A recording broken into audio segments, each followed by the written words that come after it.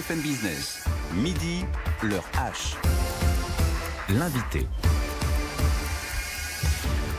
La filière de l'optique, secouée par la crise sanitaire, déjà en profonde mutation depuis quelques années, le secteur des opticiens redoute que la crise actuelle n'accélère cette transformation et aboutisse à des suppressions d'emplois. On va en parler avec Jean-Pierre Champion, PDG des Opticiens Chris. Bonjour, merci d'être en plateau avec nous. D'abord, quelques repères.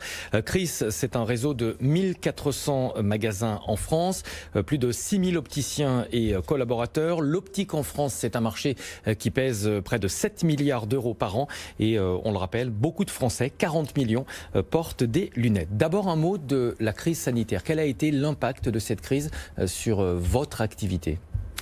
On l'estime sur l'ensemble de l'année à 30% de baisse de chiffre d'affaires. Ce qui veut dire des pertes d'exploitation pour beaucoup de magasins. Et est-ce que cet impact de la crise peut être compensé, peut être rattrapé sur la deuxième partie de l'année ? On se dit qu'a priori, si on a besoin de lunettes pendant le confinement mais qu'on ne peut pas les acheter, on en aura toujours besoin après. On voit dans les 15 premiers jours un retour de la consommation. Les gens sont heureux de revenir dans les magasins, font même la queue. Nous constatons malgré tout une petite décroissance par rapport à l'an dernier, d'environ 8%.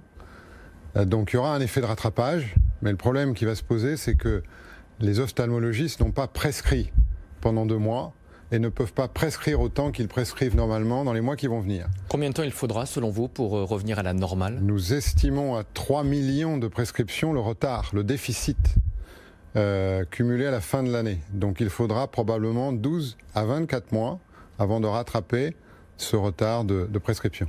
Je le disais en introduction, le secteur de l'optique est en transformation depuis quelques années. On se rappelle, en 2015, la ministre de la Santé, Marisol Touraine, avait mis en place les contrats dits responsables pour les mutuelles, pour qu'elles ne remboursent plus qu'une paire de lunettes tous les 2 ans. En 2018, le gouvernement avait lancé le reste à charge zéro pour les frais d'optique, qui s'était notamment traduit par une forte pression sur les prix pour les opticiens. Est-ce que cette crise du coronavirus va, selon vous, accélérer cette transformation du monde de l'optique ? Écoutez, nous avions déjà pris, vous venez de le rappeler, 3 chocs de régulation successifs qui avaient déjà eu beaucoup d'impact sur notre industrie. Il est à prévoir qu'il va s'opérer une sélection naturelle, surtout si cette année nous faisons moins de 30%. Et si l'année prochaine, nous n'arrivons pas à résorber, encore une fois, tout ce retard de prescription. Donc oui, ça va accélérer la fermeture d'un certain nombre de magasins. Qu'est-ce que vous attendez du gouvernement ? Alors, nous attendons, déjà le gouvernement a fait beaucoup de choses pour l'ensemble des entreprises, donc il ne s'agit pas de rajouter à la liste.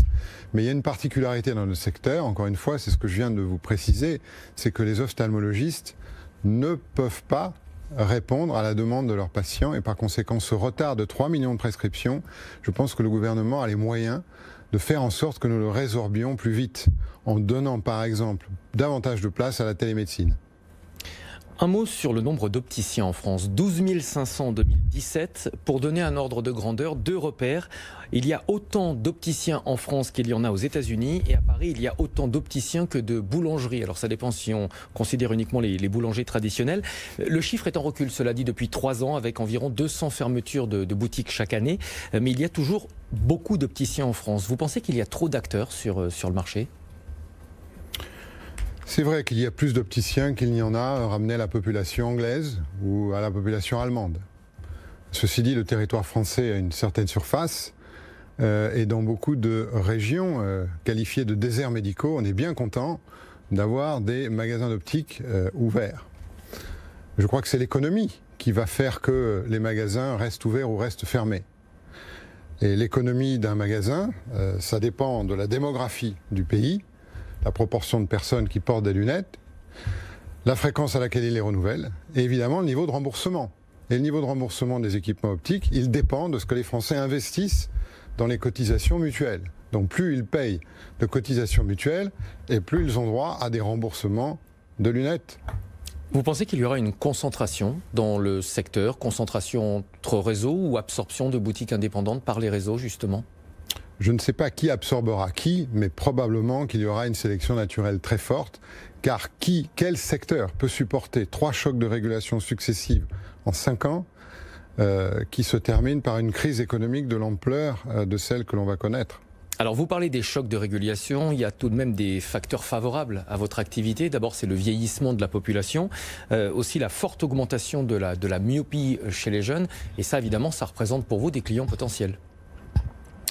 Donc les perspectives ne sont pas complètement noires. Effectivement, l'Europe malheureusement est en train de rattraper l'Asie sur le plan de la pandémie de myopie.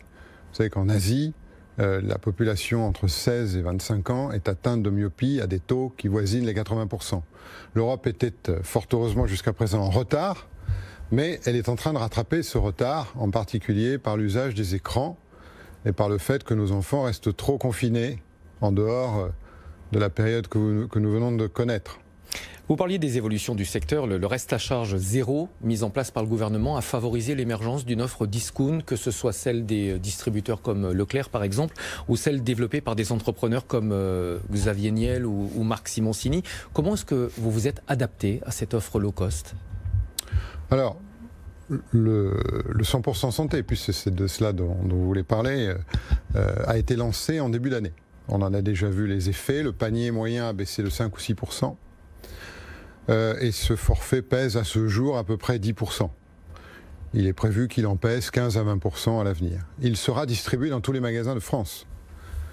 Par conséquent, ça n'est pas une bonne nouvelle pour les discounters, puisque tout magasin sera en mesure de proposer ces forfaits dits low cost. Les mutuelles ont souvent été pointées du doigt. Elles proposaient avant des remboursements généreux pour les frais d'optique jusqu'en 2018. Est-ce que ces remboursements généreux n'ont pas conduit à des abus? Par exemple, quand un client rentre chez un opticien et qu'il précise qu'il a droit à un budget de 500 €, a priori, pourquoi l'opticien lui proposerait un équipement à 200 €? D'abord, je conteste le qualificatif de généreux. Les remboursements sont à la hauteur des cotisations que payent les Français. Je ne sache pas que les mutuelles soient en déficit. Elles ont tout un rapport sinistre à prime satisfaisant pour leur compte. Par conséquent, elles ne remboursent encore une fois qu'à hauteur de ce que les Français veulent bien consacrer de budget à leur mutuelle. Alors le prix des lunettes quand même en France est plus élevé qu'ailleurs. J'ai longtemps habité en Grande-Bretagne où les lunettes sont peu ou pas remboursées et elles sont beaucoup moins chères qu'en France. Alors est-ce que notre système, je vais répéter le terme, mais généreux, ne conduit pas à une inflation des tarifs? L'Angleterre n'a pratiquement pas de remboursement de lunettes. Je vous le confirme. Bien. Et la prescription médicale se fait dans le magasin directement. Et je vous le confirme également. Se sont développés dans 2 pays d'Europe, dans l'Angleterre, 2 low-costers qui pèsent pour l'Angleterre 40% du marché et pour l'Allemagne 50%. C'est ce qui fait que, et vous avez probablement acheté vos lunettes chez ce low-coster, en tout cas vous aviez pratiquement une chance sur 2 de le faire, c'est ce qui explique que vous les ayez payés moins cher. Objectivement, le prix moyen d'une paire de lunettes est moins cher en Angleterre qu'en France. Ce ne sont pas le prix des produits qui sont inférieurs, c'est la dépense qui est moindre. Et la dépense est moindre parce que les remboursements sont moindres. Et les remboursements sont moindres parce que les Anglais consacrent 0 € à la mutuelle susceptible de leur rembourser des lunettes ou des aides auditives. Vous êtes un acteur de la santé, j'aimerais votre avis sur un événement qui est en train de se produire. Le gouvernement a lancé en début de semaine une période de consultation pour transformer le système de santé français, c'est ce qu'on appelle le Ségur de la santé. La France consacre déjà 11,2% de son PIB à la santé, c'est un des niveaux les plus élevés parmi les pays de l'OCDE.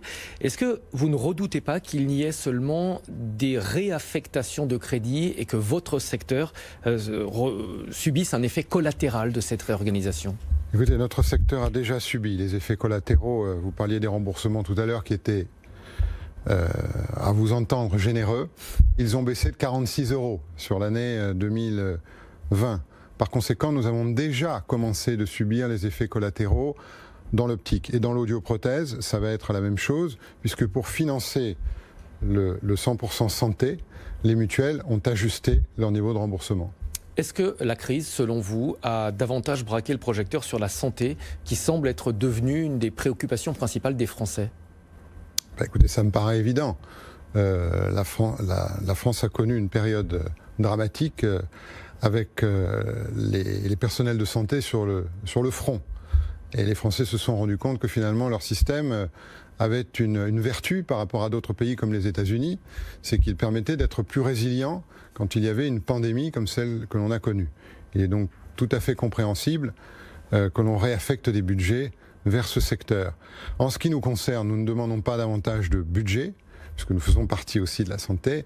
Nous demandons simplement que les leçons qu'on a tirées de cette expérience du coronavirus, notamment en matière de télémédecine, soient utilisées et étendues dans les secteurs qui peuvent en bénéficier. Vous seriez favorable en France, par exemple, vous mentionniez que c'était le cas en Grande-Bretagne, à la prescription dans les boutiques ? Non, parce que les ophtalmologistes aujourd'hui ont un rôle essentiel dans notre système de santé et qu'une prescription médicale, même pour des lunettes, c'est une occasion de détecter telle ou telle pathologie.